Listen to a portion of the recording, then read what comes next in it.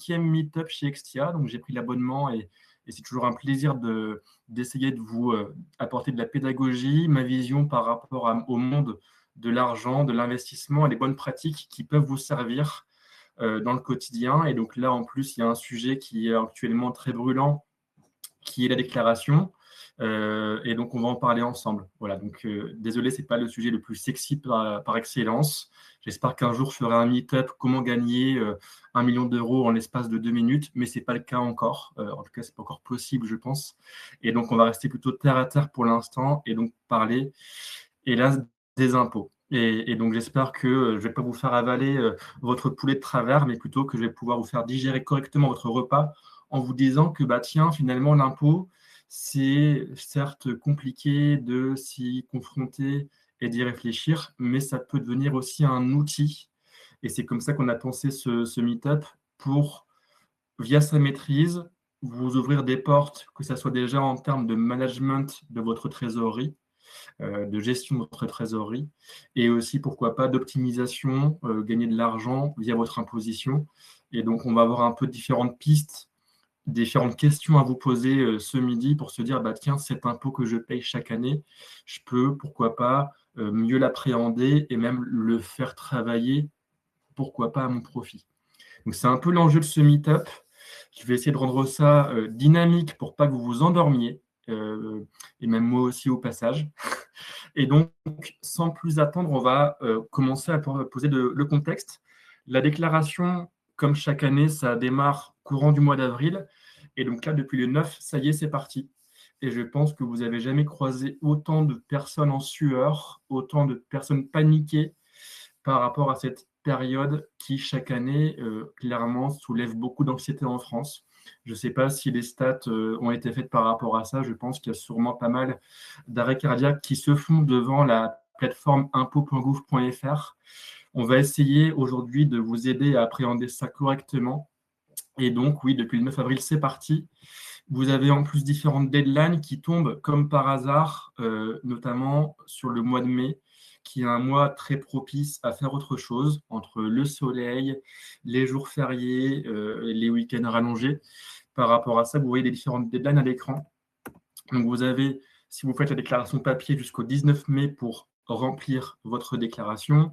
Et après, différentes dates, si vous faites la déclaration en ligne, tout dépend de votre département.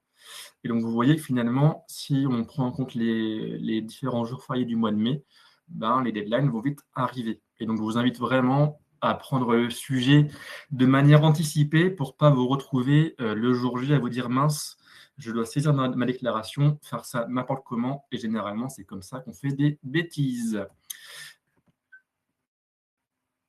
L'an passé, on avait fait un meet-up plus ou moins au même moment et j'avais fait un focus sur la méthodologie, sur comment faire votre déclaration pour vraiment ne rien oublier, optimiser certains choix, vraiment avoir en tête toutes les bonnes pratiques pour que tout ce à quoi vous avez droit en déclarant, vous l'avez.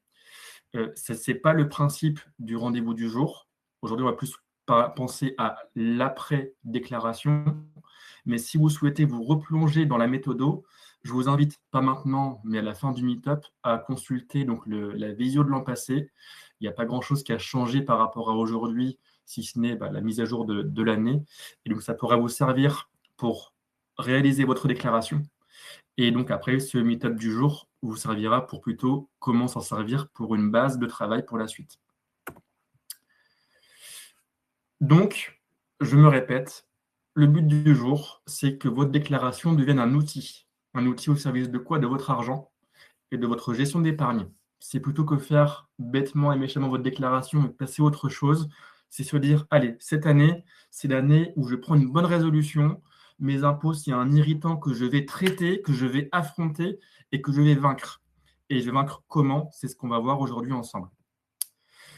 Petit focus sur moi avant de se lancer. Donc, en effet, je suis conseiller en patrimoine, j'ai 33 ans. Ça fait 5 ans que je suis sur mon métier de conseiller en patrimoine.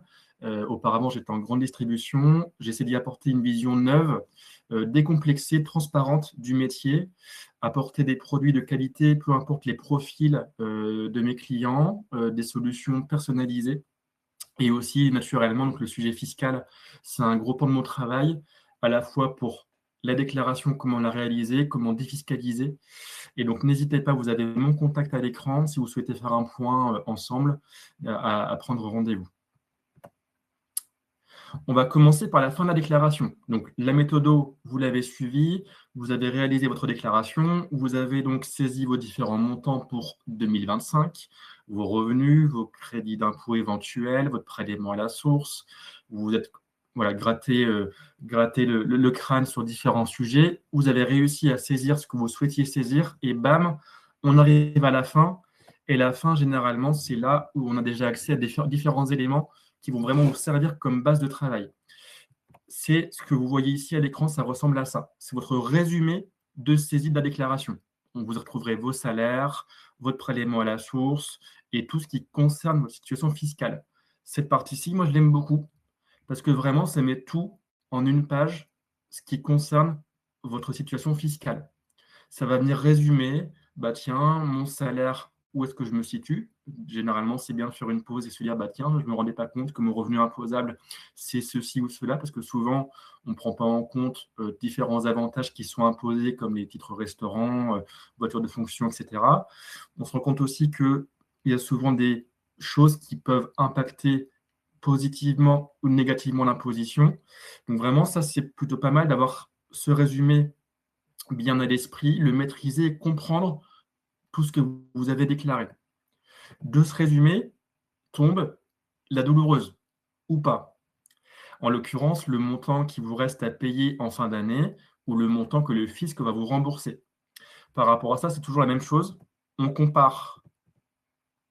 Alors, je pense que j'en parle juste après. Mais en tout cas, donc, sur ce montant qui vous est indiqué, ça doit aussi vous interpeller. Par rapport à ça, si je dois de l'argent au fisc, est-ce que je m'y attendais? Si je ne m'y attendais pas, comment ça se fait que j'en arrive dans cette situation-là?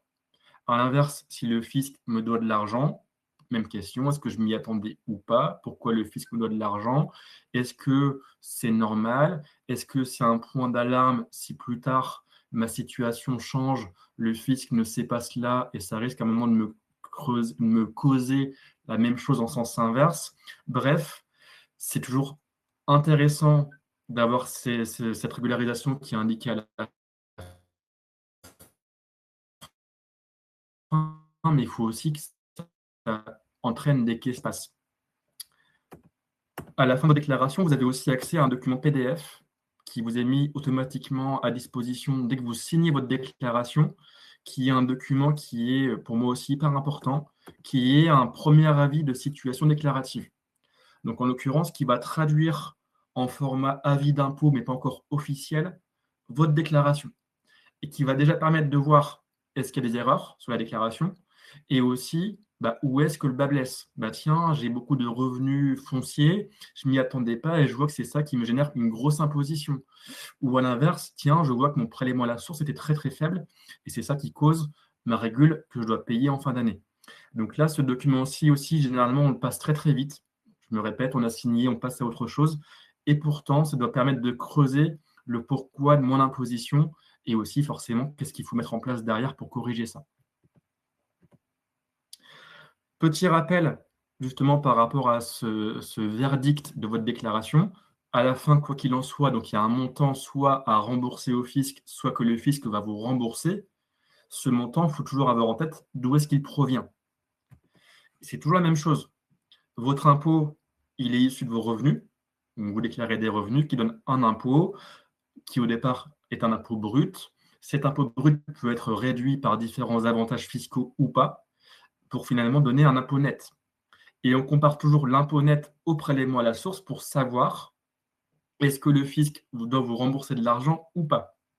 En l'occurrence, si votre impôt net dépasse votre prélèvement à la source, vous n'avez pas payé assez de prélèvement à la source, vous devez de l'argent au fisc. À l'inverse, si votre impôt net est inférieur au prélèvement à la source, le fisc vous doit de l'argent. Et donc ça, tous les ans, c'est pareil. On compare impôt net, prélèvement à la source, et on sait ce qui se passe en fin d'année, régule positive, régule négative. Donc forcément, ces deux critères, impôt net, prélèvement à la source, ça vous permet d'anticiper les choses. Si vous arrivez à la déclaration sans avoir aucun ordre de grandeur sur quel impôt net j'aurai, quel prélèvement à la source j'ai déjà payé, forcément, c'est toujours la surprise. Alors qu'à l'inverse, si les choses sont plus ou moins bien suivies, on va pouvoir déjà avoir une vision approximative de son impôt net. Le prélèvement à la source, on sait qu'on peut le trouver sur sa fiche de paie de décembre et on sait donc déjà aborder ce rendez-vous de manière plutôt raisonnée. Je me répète, si votre déclaration aboutit à une régularisation importante, pour moi, il est vital, allez, oui, j'emploie les gros mots, vital, de trouver une explication pour se dire, bah, OK, je dois 3 000 € au fisc, qu'est-ce qui se passe? Comment ça se fait? Est-ce que ça va se reproduire chaque année? Est-ce que je peux corriger ça? Et si je ne corrige pas ça, est-ce que je suis OK avec ça? Certains sont OK de devoir payer tout en fin d'année parce que c'est une stratégie qu'ils ont mise en place, très bien. Mais vraiment avoir le contrôle sur justement ces flux qui arrivent au moment de la déclaration. La grosse régule peut venir d'une niche fiscale. J'ai, par exemple, de l'emploi à domicile, de la garde d'enfants, j'ai fait un investissement qui me donne le droit à un avantage fiscal.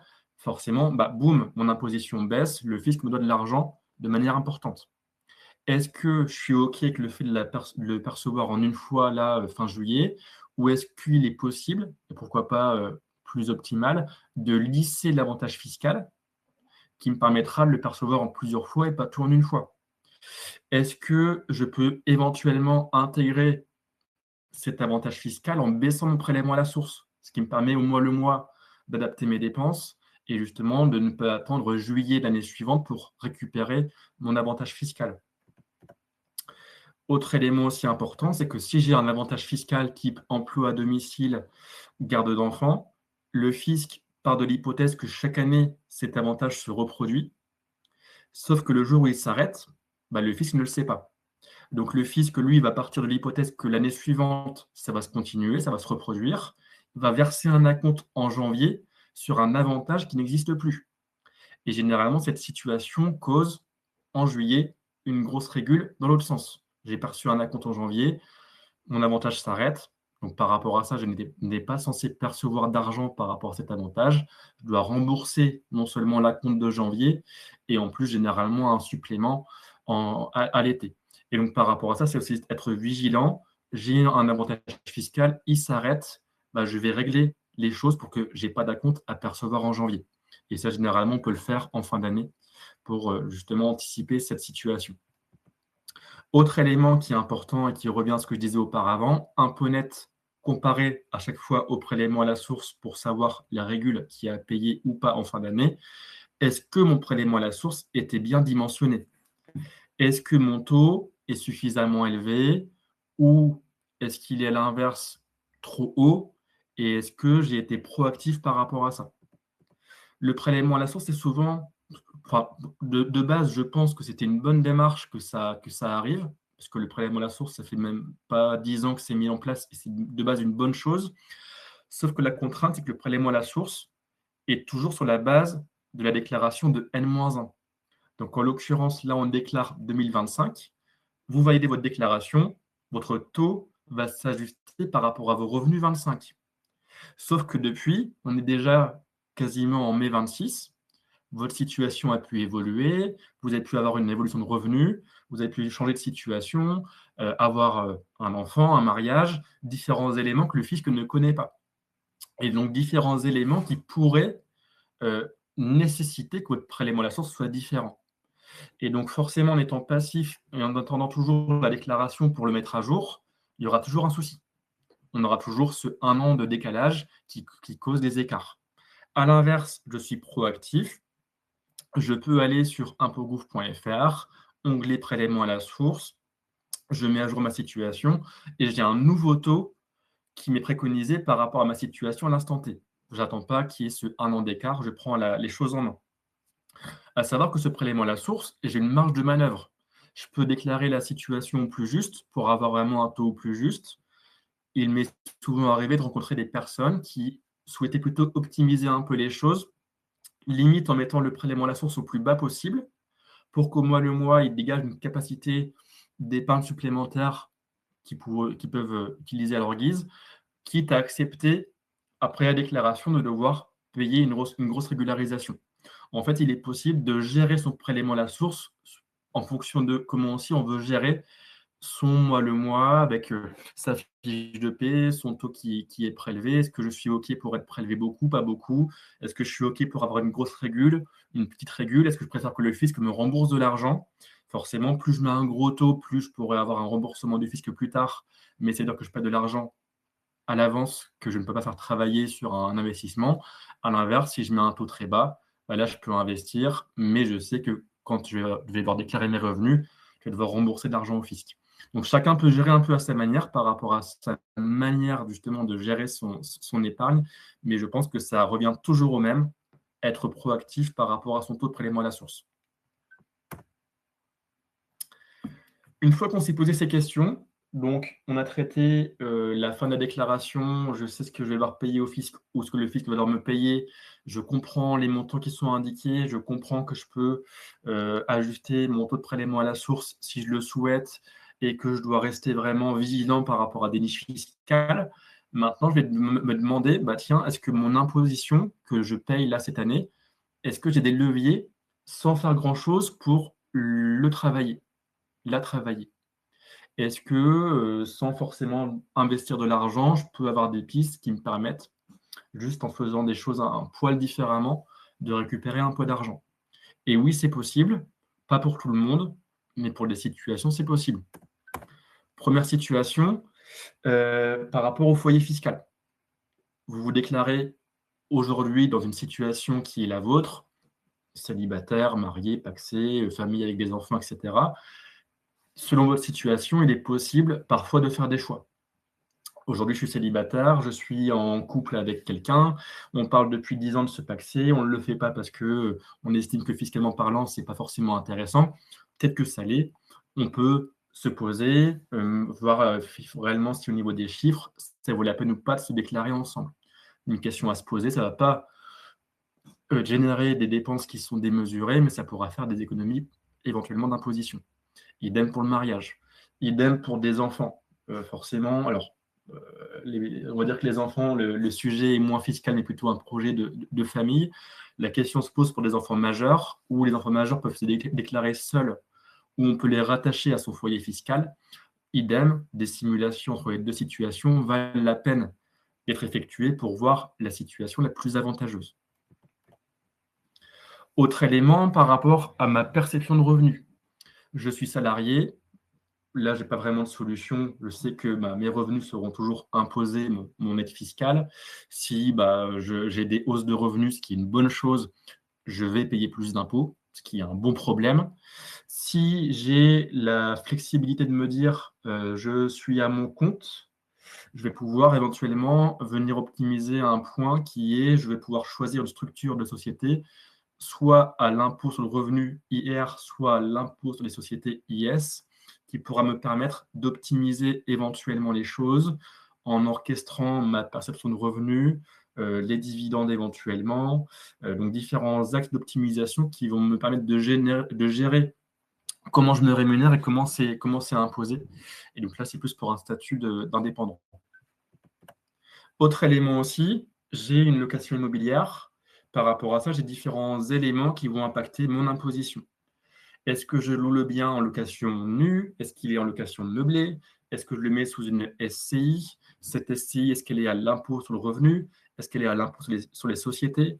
Est-ce que je mets ça en SARL de famille? J'ai différentes possibilités qui font qu'un bien immobilier pourrait être taxé très fortement ou pas. Et donc, tout dépend de ces choix que je vais faire. Et donc là, ça mérite vraiment, si vous avez un bien immobilier, ça peut être dans beaucoup de situations une source d'imposition très importante. Et donc, ça vaut la peine de se poser, de se dire, bah, tiens, ok, je sais que ce bien immobilier, il me génère une imposition démesurée. J'ai des leviers pour réduire cela en basculant mon régime. Exemple, je suis en location nue vers une location meublée. Est-ce que si je mets en meublé, je vais quand même réussir à le louer? Forcément, c'est une question aussi qui se pose. Mais quoi qu'il en soit, la partie immobilière, c'est prépondérant d'un point de vue impact fiscal et aussi donc rendement net du bien en général. Autre élément aussi, c'est par rapport à la rigueur de la déclaration. Là, clairement, pour moi, c'est un sujet qui est généralement pas beaucoup abordé. On donne beaucoup de tips sur, bah, tiens, comment on va optimiser l'imposition sur les revenus fonciers, comment on va optimiser la structure d'une société. Par contre, juste bien faire la déclaration, ça serait déjà normalement la base de tout. Si je sais que je suis bordélique et que je n'arrive jamais à réunir les éléments dont j'ai besoin pour ma déclaration, bah, il faut que je corrige les choses, que j'arrive à me faire un petit tableau de suivi qui me permet, à l'instant T, lors de ma déclaration, de saisir vraiment les bons montants, de choisir les bonnes cases et pas me retrouver à payer plus que ce que je ne devrais en ayant bien déclaré. Et donc ça, c'est pour moi hyper important. Et si jamais j'accepte mon incompétence ou ma démotivation à faire ma déclaration correctement, bah, j'appelle à l'aide le 18 ou le numéro de Corentin et je me fais accompagner. Mais pour moi, ça, c'est aussi hyper important. Très, très souvent, en toute transparence, je vois des déclarations qui sont faites de manière peu rigoureuse et qui causent au final des paiements excédentaires qui ne devraient pas exister. Et généralement, c'est aussi l'occasion, si vous êtes vraiment dans le niveau plus de «je prends en main mon imposition, c'est la bonne année, je vais en faire un outil à mon service, j'ai fait ma déclaration», je peux aussi corriger encore celle de N-1 et de N-2. Tiens, je me rends compte cette année que depuis X années, je faisais la même bêtise, bah, je peux la corriger et je peux récupérer aussi quelques dizaines, centaines d'euros sur mes déclarations de N-1 et de N-2. Donc, je vous invite vraiment dans cette démarche globale de contrôle de votre imposition à jeter un coup d'œil dans le rétro et voir si N-1 et N-2 ont été sujets à problème ou pas qui pourraient être corrigés. Maintenant qu'on a posé un peu ces différents actes de travail, entre guillemets, peu contraignants, on peut se poser la question, bah, j'ai un impôt qui existe, est-ce que cet impôt mérite d'être travaillé? Autrement dit, est-ce que ça a de l'intérêt à me dire: «Je paye de l'impôt aujourd'hui», qui est un impôt plus ou moins important. Est-ce que ça a un intérêt de me dire: «Beh, il faut que je pense à défiscaliser?» Et en fait, tout dépend de l'impôt brut. Donc l'impôt brut, c'est l'impôt de départ qui est issu de mes revenus. En toute transparence, si cet impôt brut, il est sous les 2 500 €, zéro intérêt. Zéro intérêt, pourquoi? C'est que déjà, les solutions qui apportent défiscalisation, beaucoup mettent des planchers de versement qui sont au-delà de ces 2 500 €. Donc peu de solutions sont accessibles pour une fiscalité aussi modérée. Pour les solutions qui le seraient, elles auraient peu d'impact et peu d'efficacité. Forcément, comme la masse à optimiser, elle est modérée, le levier qu'on peut en tirer restera modéré aussi. Donc clairement, ça ferait des solutions qui sont au final peu impactantes et peu efficaces.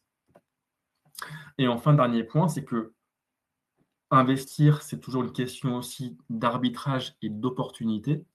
Si je défiscalise avec une partie de mon argent, je ne fais pas autre chose. Clairement, pour moi, sous 2 500 €, je dois faire autre chose. Je pourrais tirer justement beaucoup plus d'impact et d'efficacité ailleurs, en valorisant mon capital, puisque ma masse d'imposition n'est pas suffisamment importante pour vraiment me faire un levier qui pourra me servir plus tard. Donc en fait, tout est une question de priorité. Sous 2 500 € d'impôt, pour moi, la priorité, elle est ailleurs. Mon impôt, est-ce qu'il mérite d'être travaillé? Oui ou non? Tout dépend de son montant et pour moi, donc au-delà de 2 500 €, oui. Et après, est-ce que mon impôt, s'il le mérite, est-ce qu'il doit être travaillé? Pas toujours. Pas toujours. Et là, tout dépend de votre situation. On revient aussi à la question de priorité. C'est que déjà, avant tout, avant même de penser à défiscaliser, il y a différentes étapes pour moi qui sont à remplir. La numéro 1, c'est est-ce que je suis en mesure d'épargner? Ce qui peut paraître basique, mais quand même essentiel. Si je veux défiscaliser, il faut déjà que je sois sûr de chaque mois réussir à mettre un peu de côté. Ça me paraît déjà l'étape numéro 1.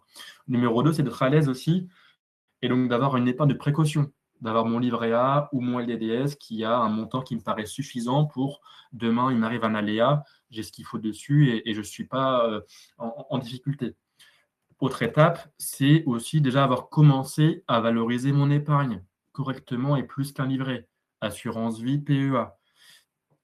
Si vraiment j'ai réalisé ces différentes étapes et en plus, pourquoi pas, mis en place un investissement immobilier type, soit un logement où j'habite, soit un locatif, j'ai fait tout ça, pourquoi pas? Mais clairement, défiscaliser avant même d'avoir lancé ces différentes étapes, ça me paraît prématuré puisque pour vraiment faire le schéma, la défiscalisation, ça doit venir en complément de ces étapes-là, une sorte de petit bonus qui va s'ajouter à ces étapes-là, qui sont pour moi vraiment les fondements d'un patrimoine qui va être à la fois solide et qui va aussi travailler correctement.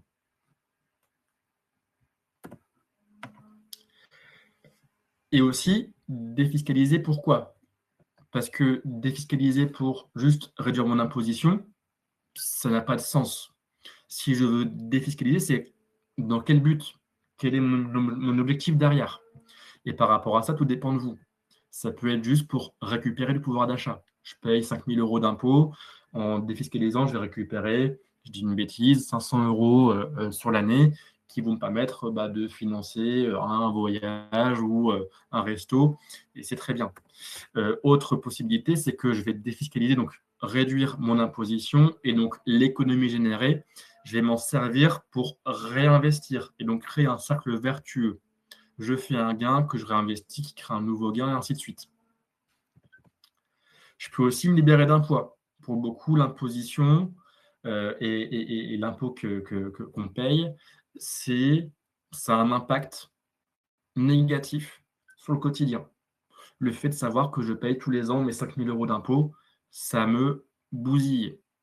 Par rapport à ça, beaucoup, en mettant ne serait-ce en place qu'une petite action de défiscalisation, vont se sentir libérés. Alors je ne sais pas encore une fois quels aspects psychologiques ça travaille, mais le fait de se dire plutôt que comme chaque année, payer le même montant, je vais venir travailler ça, prendre les choses en main, ça peut faire une libération et avoir un impact positif sur le moral aussi. Et enfin aussi, élément supplémentaire, m'épargner ou réduire le stress lié à la déclaration. C'est qu'en ayant mis en place une solution pour réduire mon imposition, je sais que quand je vais déclarer mes revenus, il y a de très fortes chances qu'à la fin, le fisc me rembourse de l'argent. Et donc forcément, ça m'aide à appréhender les choses de manière beaucoup plus positive.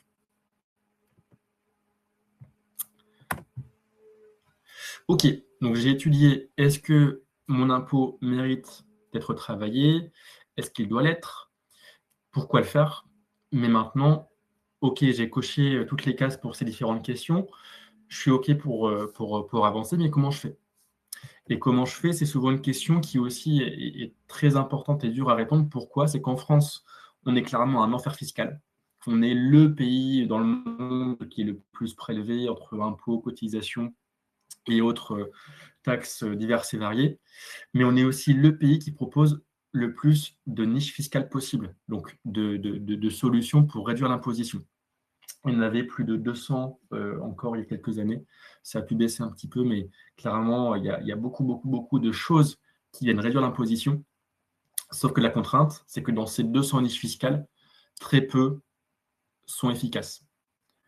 Ça, c'est la plus grosse contrainte.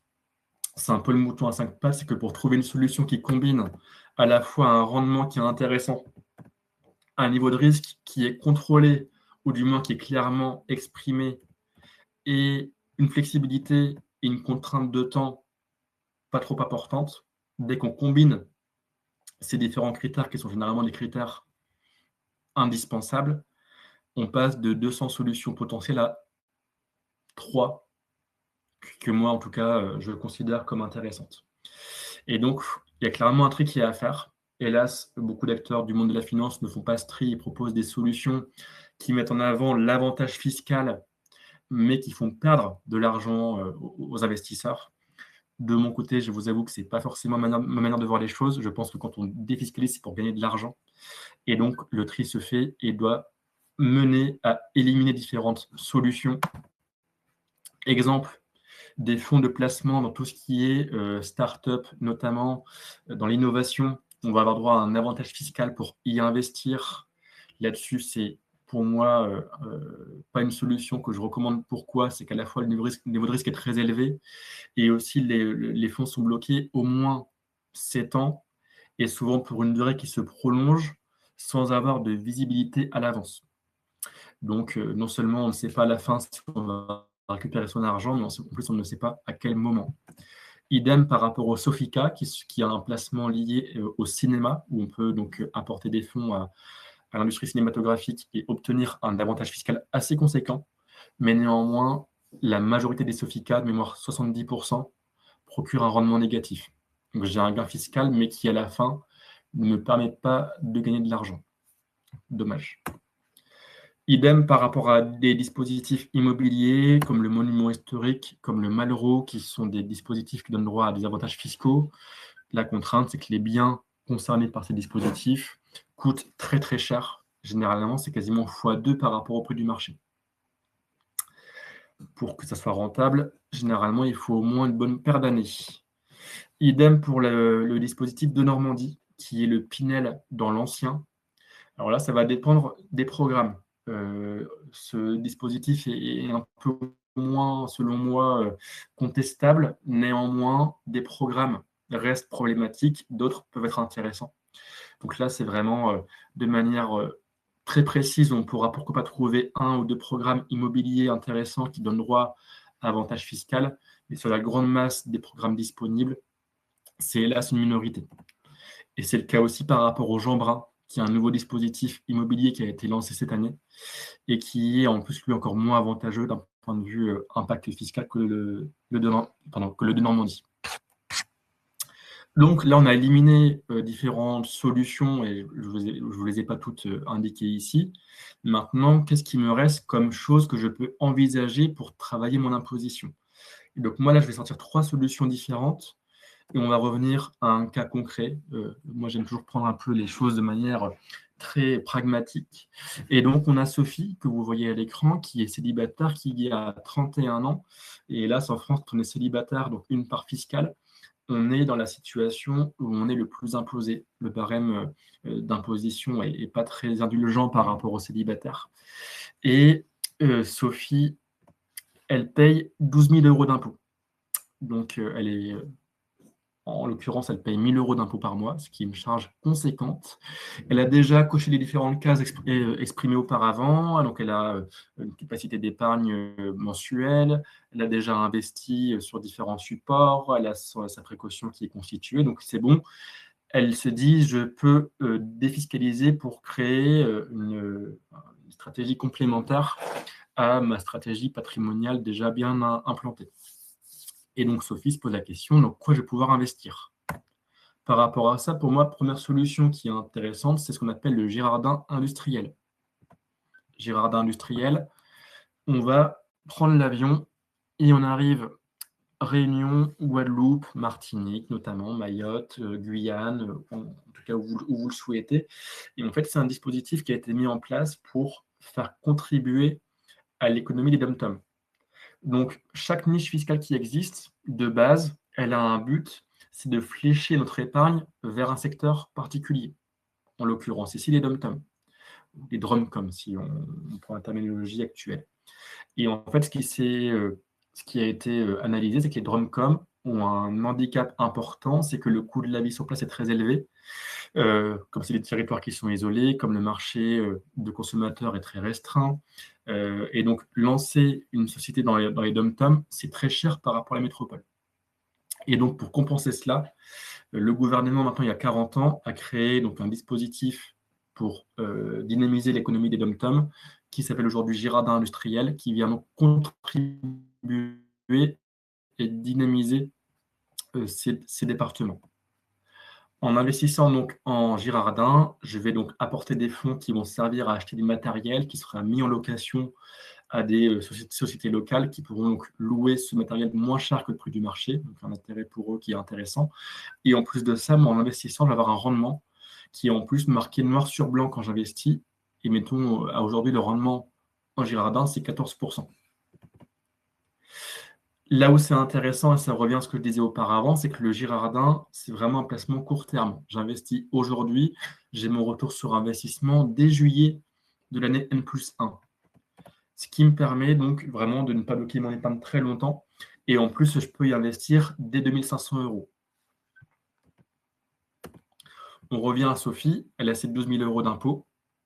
Elle a investi 6 000 € sur un projet Girardin à 14%. La mécanique est celle-ci, que son rendement lui est versé en baisse d'imposition. C'est ça la typicité du Girardin. Ce qui fait que donc, ces 6 000 € investis à 14% vont lui générer 6 840 € en baisse d'imposition. Donc, en net, Sophie gagne 840, elle a avancé 6 000, mais donc elle récupère son investissement plus le rendement en baisse d'imposition dès l'année suivante, donc sur la déclaration de ses revenus de l'année d'investissement. Donc il reste à Sophie encore 5 160 € d'imposition, et Sophie veut compléter sa stratégie, et donc par rapport à ça, elle va envisager ce qu'on appelle le PER, qui est un support beaucoup plus connu que le Girardin. Le PER, plan retraite, qui a été remis au goût du jour en 2017, où on connaît l'état de notre système de retraite auquel on cotise tous, qui est déficitaire, qui repose sur des actifs qui sont de moins en moins nombreux pour payer la retraite de retraités de plus en plus nombreux. Et donc, si on se repose uniquement sur le système de retraite de base, on a des chances d'avoir des déconvenues à l'avenir. Et donc, le gouvernement, pour nous incentiver, entre guillemets, à investir pour la retraite, a repris le vieux PER et a mis en place un avantage fiscal à y placer. Et donc là, on va vraiment travailler sa retraite à titre individuel. J'ai un support qui a mon nom, qui va capitaliser sur différents supports et que je pourrai, moi, après débloquer à ma retraite. L'intérêt du PER, donc, lors des versements, c'est que je vais avoir un avantage fiscal qui correspond à ma tranche la plus haute d'imposition. Pour rappel, en France, il y a différentes tranches, 0, 11, 30, 41 et 45%. Si ma tranche la plus haute, c'est 30%, tout versement sur mon PER me fera récupérer 30% en avantage fiscal. Si je suis sur une tranche à 0%, clairement, ça n'a pas d'intérêt. Si je suis sur une tranche à 11%, ça sera peu impactant. Donc, généralement, le PER est recommandé dès 30%, voire plus, où là, ça peut être vraiment impactant. Pour Sophie, elle est actuellement sur une tranche à 30%, pas loin des 41. Donc, clairement, pour elle, ça a du sens de faire des versements sur le PER. La contrainte importante du PER, c'est que l'argent qui est investi est bloqué jusqu'à la retraite. Et là, ça, c'est vraiment la grosse contrainte VS, une Lodéum, donc Girardin, que je vous ai évoqué auparavant. Le Girardin, ça dure 1 an et quelques pour récupérer mon argent plus mon rendement. Le PER, j'investis, je sais que mon argent sera bloqué jusqu'à la retraite. Et donc, forcément, je vais devoir investir un montant qui n'est pas trop important pour ne pas me fermer de porte à court terme. On reprend donc la situation de Sophie. Elle investit sur un PER en mensuel. Et ça, c'est aussi un avantage, c'est qu'on peut lisser ses versements sur la durée. Donc, Sophie met en place des versements mensuels de 500 € par mois, ce qui fait sur 7 mois restants de l'année 3 500 €. Sophie va donc récupérer 30% d'avantage par rapport à ce montant investi, soit 1 050 € d'avantage fiscal. Et donc, Sophie, il lui reste ensuite 4 000 € environ d'impôts à payer. Elle n'est pas encore totalement satisfaite. Elle dit, tiens, je mettrais bien en place une troisième solution complémentaire. Et donc là, on peut envisager ce qu'on appelle un groupement forestier ou aussi un groupement viticole qui va permettre de s'exposer premièrement au marché donc, du foncier forestier, donc les forêts françaises.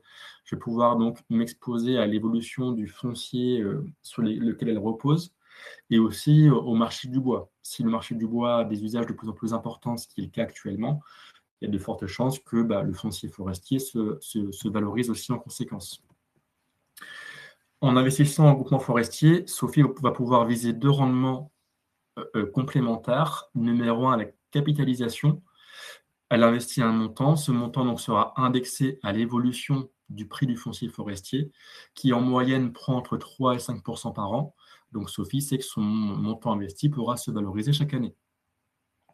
Et en plus de ça, et là c'est la petite cerise que le gouvernement a mis en place pour justement nous pousser à s'exposer à ce type d'actifs, c'est que le gouvernement propose un avantage fiscal pour l'investissement en groupement forestier qui est de 18% du montant investi l'année d'investissement.